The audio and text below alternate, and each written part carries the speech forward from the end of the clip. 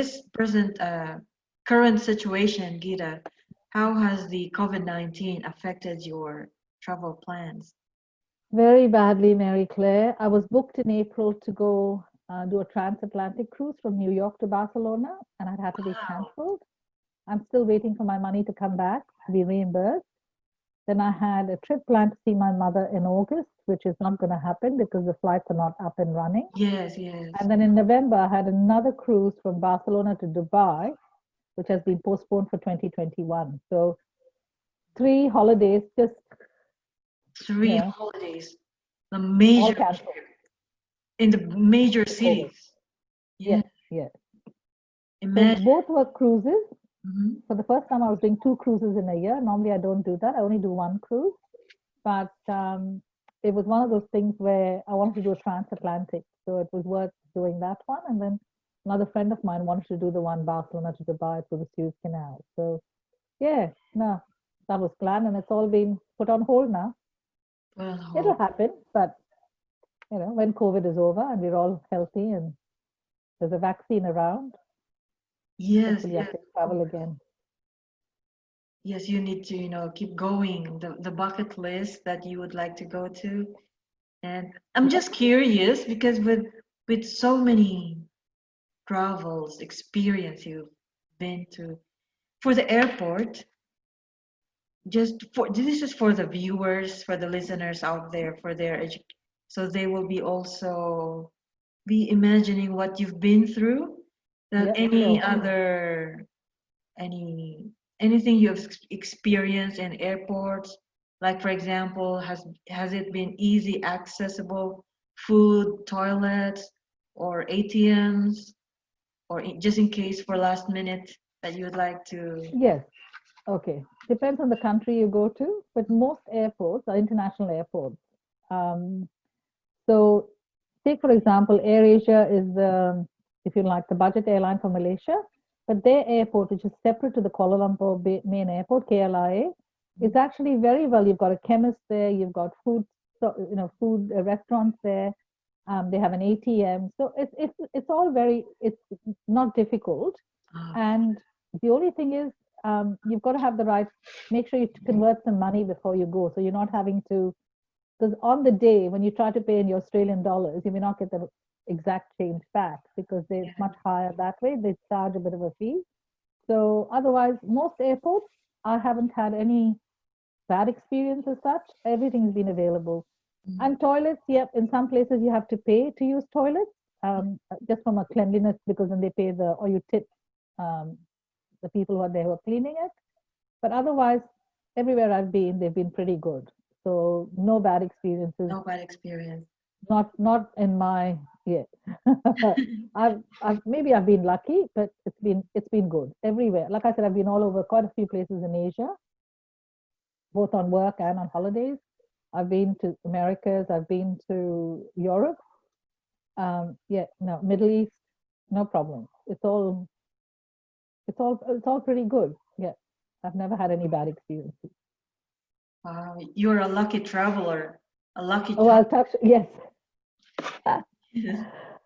doesn't mean my flights haven't been postponed or cancelled. That's a different story. Or I have had long layovers, but that's okay because you learn. That's one of the things you have to learn to take in your stride. That if something happens, I believe it happens for a reason. That's my faith. It's that it happens for a reason, and it's for a good reason. That you've been delayed for whatever the plane's not something's happened or whatever. Better to know and be waiting at the airport than to be up in the air and crashing. So that's how I look at it. Yes. Yeah. So No, it's been good. we're just curious, Geeta, when any memorable travel Yes, I experience, had. Yeah, personal or well, my business. husband and I did a lovely world tour some years ago, which was really nice. We actually had quite a lot of time. We did three continents. So we did Europe, America, and Asia. So we did almost a 3-month trip, and it was wonderful. So, but in those days, we didn't have digital pictures, so we clicked about 1,000 photographs, had them all printed, Yeah. and realized half of them were blurs or hadn't been captured properly. But we had a lovely time. those memories you make, they're a lifetime memory. So even though I may not have the photographs of everything, it was just a wonderful trip. So, Wow, you are a really jet setter. yeah, And well, my grandchildren are lucky too. I took two of my grandchildren to Florida, to Orlando, Mhm. Disney, and we had a wonderful time. I think I enjoyed the rides more than they did. Oh yes, Orlando, Florida is known as But one yeah, number one in Disney. yeah, I prefer that. I've seen the LA one. I prefer the Orlando one. So I took my two older grandchildren, and we had a lovely time. So they've been lucky; they've been able to travel too. Now, for those people who are what we're talking about, Orlando, Florida, this is the Disney World, Yes, yes, Orlando place. Disney World. You've Yes, seen, you have you met Mickey Mouse there? I'm sure. we did. We met Goofy as well. I've got a photograph of my grandson with Goofy. So it was good. He was the only one. The younger one didn't want to pose with Goofy, but the older one did. So yeah. And we bought some Mickey Mouse ears and all that sort of stuff. So I've got some funny photographs, Mary Claire. Oh, I wish you could show it to us, those travels you have, those good I've memories. made some lovely books. I've got some beautiful books I've made up because these days you can, digital pictures, you can make up picture books. And I actually write about my travels, about what I've seen, who I've met, so that 10 years down the track you don't forget what the picture refers to. So I've got a, if you like, a hard copy of all the travels I've done, most of the travels I've done. Oh, that's it. Just one final question, Geeta, before we say goodbye. For example, those people who are afraid of the heights, like me, Yeah, like airplanes about to take off, what do you usually do when the pilot is going to announce that they are on about to ascend or to take? take off. Okay, two things. It just depends whether you are into meditation or you just say a little prayer. There's a travel prayer that you can say. Yes. Chew some gum or suck a lolly because that stops the popping of the ears. And if you're really, really scared, um, keep yourself distracted with thinking of some positive things that have happened in your life. Focus on the positive. Never, never, ever focus on what could go wrong because we have no control. Remember that. It's live for the moment, be mindful, and be in the present. So when you're taking off, there's about another eight, 300 people with you, and if everybody sends positive vibes, everything's going to go well. So just try not to think of what may happen because you don't know. Just say a little prayer, have a suck a lolly so that it takes your mind off it, and before you know it, you'll be up in the air. If not, just hold the person next to you, their hand really tight